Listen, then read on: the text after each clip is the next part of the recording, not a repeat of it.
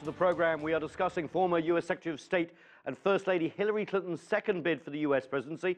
Joining us again is P.J. Crowley, who worked for Hillary Clinton as the Assistant Secretary of State for Public Affairs and a spokesman for the U.S. State Department.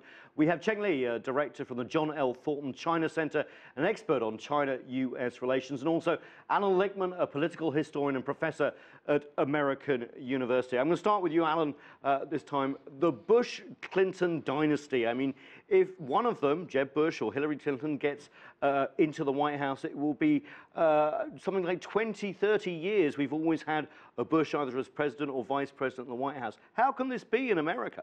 You know, we love to think America is the land of the rugged individual, and, you know, any American boy and now girl, of course, can grow up to be president. Nonsense. You know, to become president, you've got to be able to, first place, to raise hundreds upon hundreds of millions of dollars. That's why you're seeing these dynasties, because the Clintons and the Bushes, they have the connections, they have the experience to raise this kind of enormous sums of money that, you know, is out of the realm of almost any other candidate. And also in America, name recognition is so important.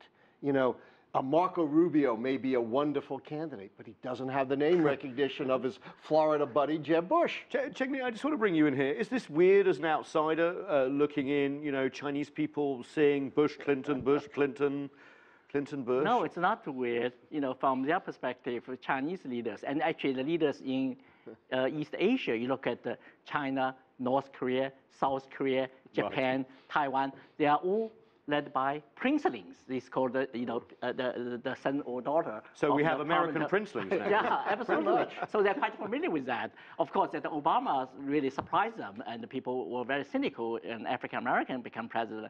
But now they're used to these kind of things, and so again, it's not weird. It's also not unusual. Dynasty does not necessarily mean continuity in foreign policy, though, does it, PJ?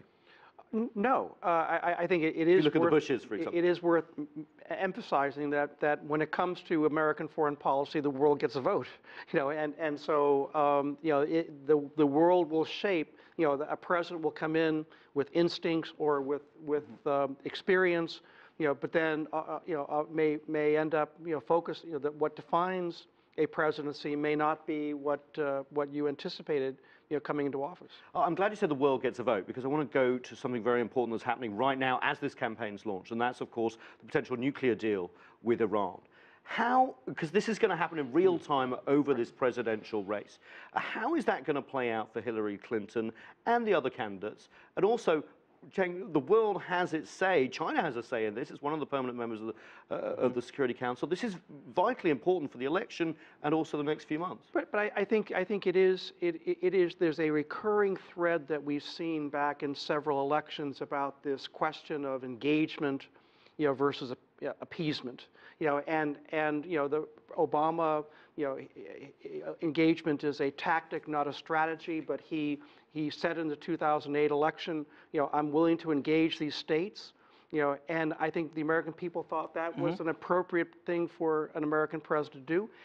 And let's not forget, particularly given Marco Rubio's announcement, not only do you have a significant engagement underway with Iran, you have an unparalleled engagement underway with Cuba. You know, I want to talk about Cuba in a minute. Marco Rubio was saying, you know, these are figures of the past, but it's Marco Rubio who's looking at a 50-year history, you know, that hasn't netted a change in Cuban behavior. Cheng Li, on Iran, you know, is China and other countries I know have asked this question, worried about the way the Iran deal is such a domestic argument here and may unravel? But it's not in the different, not in the same level. I mean, for them, it's not the top priority, and even probably not on the top 3. So for them, it's but some other issues, and China has its own security issue. And yes, China wants to have say, but China also wants to use that as bargaining power to, if you want our support, you should also accommodate our need, our concern in some other areas. This is the Chinese mindset. I'll bring in Alan in a second, but what top priorities do you think would be there for a Hillary Clinton administration when it comes to China? Well, again, China don't want to see that the American-led encirclement or containment against China.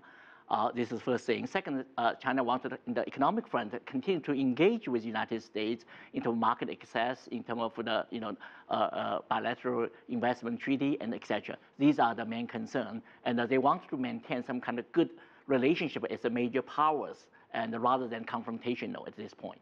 Alan, you were going to say about Iran? The Iran deal is of supreme importance for this election because Americans know very little about foreign policy. They pay no attention to foreign policy except when there's a big splashy failure or a big splashy success. And if the Iran deal turns out to be a big splashy success, a real breakthrough in the Middle East, that alone could propel Hillary Clinton to the presidency because it would secure her one of the vital 13 keys to the White House. That's the basis of my prediction system. The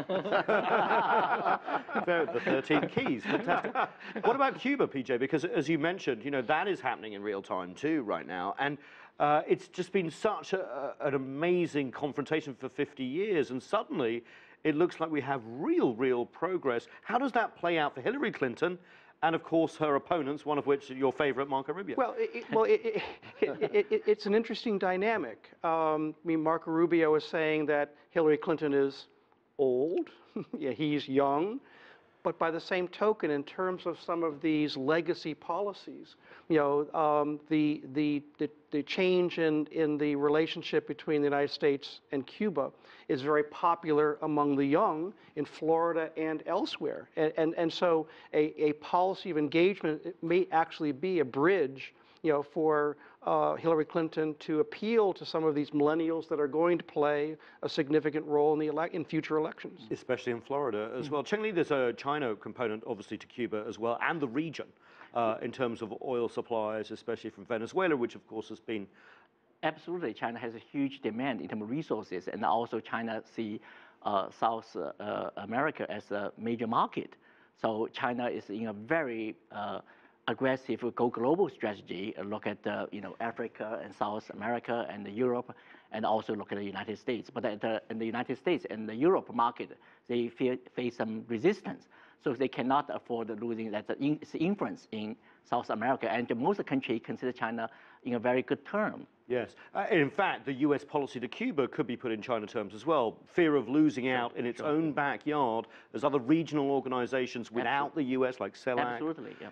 Yeah, so you see this as an important development for sort of bilateral discussions going forward? It's not. China also maintains a very good relationship with Cuba because both of them still claim a socialist country, and sometimes there's a very high-level exchange. But China not think Cuba is a big deal into a U.S. strategic, kind of alliance. But China is happy to see that some of the problems with the United States in Russia, Ukraine, in Iran, and the Middle East. So they will not take that too seriously.